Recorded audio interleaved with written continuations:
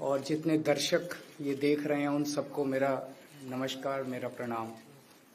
आज लखनऊ में मैं उत्तर प्रदेश के सभी मतदाताओं से इंडिया गठबंधन को भारी भरकम वोट देने के लिए, भारी मात्रा में वोट देने के लिए अपील करने के लिए आया हूं।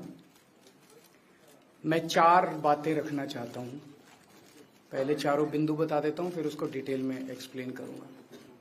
पहला ये कि ये चुनाव भारतीय जनता पार्टी, मोदी जी अपने लिए वोट नहीं, अमित शाह जी को प्रधानमंत्री बनाने के लिए वोट मांग रहे हैं। दूसरी बात, योगी आदित्यनाथ जी को अगर ये लोग जीत गए तो योगी आदित्यनाथ जी को 2 से 3 महीने के अंदर उत्तर प्रदेश के सीएम पद से हटा दिया जाएगा। नंबर 3, इन लोगों की पूरी तैयारी है, अगर ये लोग जीत गए तो संविधान को बदल के SC ST और OBC का रिजर्वेशन खत्म कर दिया जाएगा। और नंबर 4, जो आंकड़े अब देश भर से आ रहे हैं वो ये दिखा रहे हैं कि 4 जून को इंडिया गठबंधन की सरकार बनने जा रही है और NDA को और BJP को बहुत कम सीटें मिलने जा रही हैं। अब मैं अपने सबसे पहले पॉइंट पे आता हूँ। जब 2014 में प्रधानमंत्री बने थे नरेंद्र मोदी जी, तो उन्होंने खुद एक रूल बनाया था कि भारतीय जनता पार्टी के अंदर और उनकी सरकारों में 75 वर्ष से ऊपर कोई भी व्यक्ति होगा तो उसको संगठन में और सरकार में किसी भी पद पे नहीं रखा जाएगा, उसको रिटायर कर दिया जाएगा। और उसका सबसे पहले उस रूल के तहत आडवाणी जी को और मुरली मनोहर जोशी जी को रिटायर किया गया था। और उसके बाद तमाम यशवंत सिन्हा जी, सुमित्रा महाजन जी, कई लोगों को यहाँ टिकट नहीं मिली। कई लोग जो पद पे बैठे हुए थे उनको पद से इस्तीफा दिलवा के उनको हटाया गया। ऐसे कई सारे लोग हैं। तो अब अगले साल 17 सितंबर को प्रधानमंत्री मोदी जी 75 साल के होंगे और मोदी जी ने तय कर लिया है कि अमित शाह जी को वो अपना वारिस बनाएंगे और अमित शाह जी अगले साल 17 सितंबर को देश के प्रधानमंत्री बनाने का उन्होंने तय किया है मोदी जी ने। इसके ऊपर मोदी जी पिछले 1-2 साल से लगे भी हुए हैं, क्योंकि भारतीय जनता पार्टी के अंदर अमित शाह जी के सामने जो जो बाधाएं पैदा कर सकता था नेता, एक एक करके उन सब नेताओं को साइड कर दिया गया, उनका पत्ता साफ कर दिया गया। शिवराज सिंह चौहान को हटा दिया गया, वसुंधरा राजे को हटा दिया गया, डॉक्टर रमन सिंह को हटा दिया गया, देवेंद्र फडणवीस को खत्म कर दिया गया, खट्टर साहब को खत्म कर दिया गया, एक एक करके सबको खत्म कर दिया गया। एक ही शख्स बचे हैं जो अमित शाह जी के रास्ते का कांटा बन सकते हैं। हेलो, आवाज आ रही है? आ रही है। एक ही ठीक है, आ रही है। एक ही शख्स हैं जो कि उनके रास्ते का कांटा बन सकते हैं, वो हैं योगी आदित्यनाथ जी। अब योगी आदित्यनाथ जी को इन्होंने हटाने का पूरा मन बना लिया है और अगर इनकी सरकार बनी तो 2 महीने के अंदर योगी जी को भी उत्तर प्रदेश के सीएम से हटा दिया जाएगा। मैंने दिल्ली में 3-4 दिन पहले ये प्रेस कॉन्फ्रेंस की थी और ये दोनों मुद्दे उठाए थे।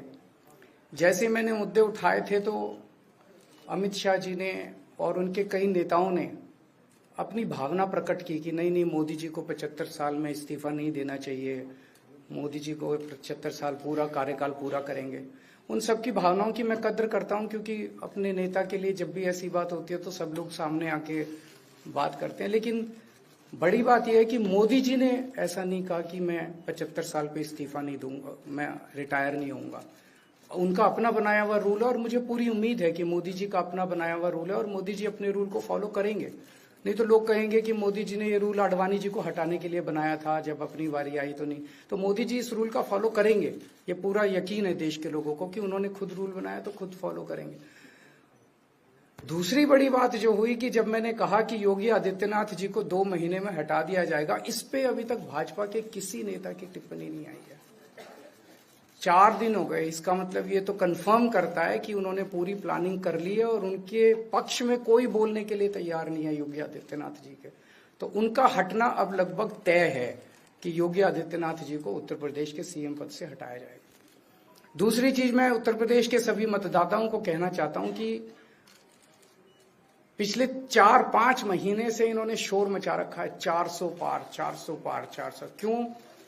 कहते हैं नहीं मोदी जी कुछ बड़ा काम करना चाहते हैं। तो लोगों ने खोद खोद के पूछा, भाई क्या बड़ा काम करना चाहते हैं, कुछ बताओ तो सही। तो उन्होंने नहीं बताया। लोगों ने फिर अंदर से पता किया कि बड़ा काम ये करना चाहते हैं कि देश से रिजर्वेशन खत्म करना चाहते हैं। हम जानते हैं कि इनका जो पूरा इकोसिस्टम है, आरएसएस, बीजेपी, शुरू से ये लोग रिजर्वेशन के खिलाफ रहे हैं। इनकी पूरी की पूरी मानसिकता रिजर्वेशन के खिलाफ रही है। तो मैं सभी लोगों को ये आगाह करना चाहता हूं कि ये बड़ा काम इनको 400 पार इसीलिए चाहिए क्योंकि ये रिजर्वेशन खत्म करना चाहते हैं। संविधान को, बाबा साहब अम्बेडकर ने जो संविधान बनाया था, उस संविधान को ये तार तार करना चाहते हैं।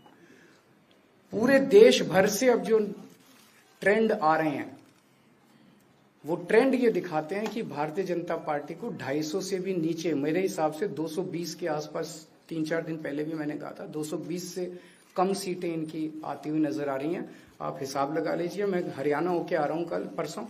हरियाणा में इनकी बहुत कम हो रही हैं, दिल्ली में इनकी बहुत कम हो रही हैं, पंजाब में मुझे नहीं लगता इनकी कोई सीट आ रही है, कर्नाटक में इनकी काफी कम हो रही है, महाराष्ट्र में इनकी बहुत कम हो रही है, बंगाल में इनकी कम हो रही है, यूपी में इनकी कम हो रही है, बिहार में इनकी कम हो रही है, झारखंड में इनकी कम हो रही है, राजस्थान में इनकी कम हो रही है। तो इनकी सीटें आ कहां रही हैं? तो इनकी 220 के नीचे सीट आ रही हैं। इनकी सरकार, बीजेपी की सरकार नहीं बन रही है, इंडिया गठबंधन की सरकार बनेगी। और इंडिया गठबंधन की सरकार जो है वो देश को एक प्रगति के रास्ते के ऊपर लेके जाएगी। इस तरह से जो पूरे देश के अंदर एक नेगेटिविटी इन लोगों ने फैलाई है, उसको हम लोग ठीक करेंगे। मैं अंत में उत्तर प्रदेश के सभी लोगों को अपील करना चाहता हूं कि इंडिया गठबंधन के, यहाँ पे सपा और कांग्रेस का गठबंधन है, इंडिया गठबंधन का जो जहां से कैंडिडेट है उसको भारी मात्रा में वोट देकर आप सब लोग जिताइए। अब मैं निवेदन करूंगा